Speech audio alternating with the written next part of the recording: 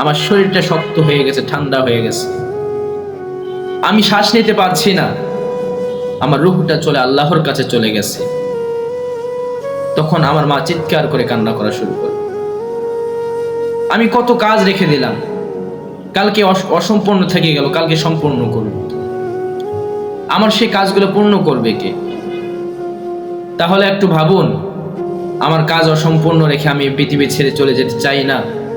তাহলে আপনি ভাবুন, এক ওয়াক্ত নামাজ পড়লেন না, আল্লাহকে ডাকলেন না, আল্লাহকে স্মরণ করলেন না, তখন কি আপনার মনে হয় না যে আমি নামাজটা পড়লাম না, অসম্পূর্ণ থেকে গেল, নামাজটাকে সম্পূর্ণ করতে হবে? আহা, খুব কষ্ট লাগে, খুব কষ্ট লাগে। মৃত্যু তো আমাদের যে কোনো সময় চলে আসতে পারে।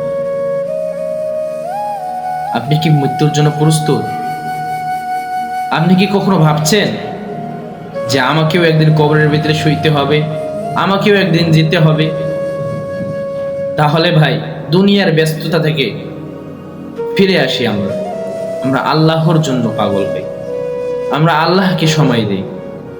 আসলে আমাদেরকে আল্লাহকে সময় দেওয়া দরকার। আল্লাহ সকলকে কবুল করুন।